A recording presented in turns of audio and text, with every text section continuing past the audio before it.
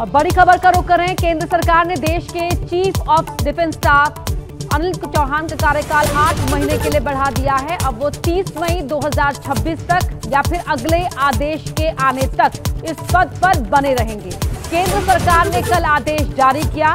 प्रधानमंत्री की अध्यक्षता वाली कैबिनेट की अपॉइंटमेंट्स कमेटी ने इस विस्तार को मंजूरी दी है। इसके साथ ही जनरल चौहान सरकार के रक्षा मंत्रालय के तहत आने वाले डिपार्टमेंट ऑफ मिलिट्री अफेयर्स के सचिव के रूप में भी काम करते रहेंगे। जनरल अनिल चौहान को 28 सितंबर 2022 को सीडीएस नियुक्त किया गया था।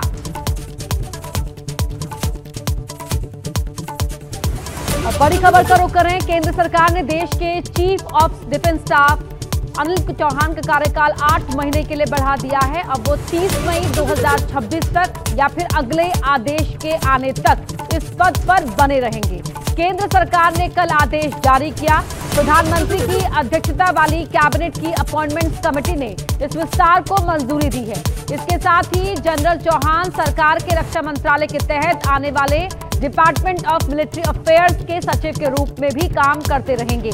जनरल अनिल चौहान को 28 सितंबर 2022 को सीडीएस नियुक्त किया गया था।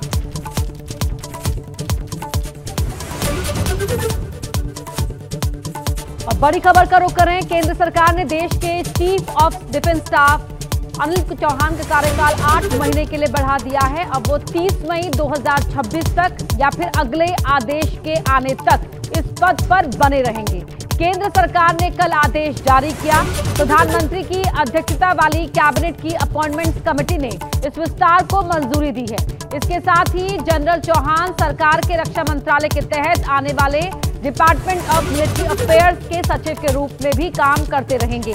जनरल अनिल चौहान को 28 सितंबर 2022 को सीडीएस नियुक्त किया गया था। और बड़ी खबर का रुख करें। केंद्र सरकार ने देश के chief of defence staff Anil Chauhan का कार्यकाल 8 महीने के लिए बढ़ा दिया है। अब वो 30 मई 2026 तक या फिर अगले आदेश के आने तक इस पद पर बने रहेंगे। केंद्र सरकार ने कल आदेश जारी किया। प्रधानमंत्री की अध्यक्षता वाली कैबिनेट की अपॉइंटमेंट्स कमेटी ने इस विस्तार को मंजूरी दी है। इसके साथ ही जनरल चौहान सरकार के रक्षा मंत्रालय के तहत आने वाले डिपार्टमेंट ऑफ मिलिट्री अफेयर्स के सचिव के रूप में भी काम करते रहेंगे। जनरल अनिल चौहान को 28 सितंबर 2022 को सीडीएस नियुक्त किया गया था।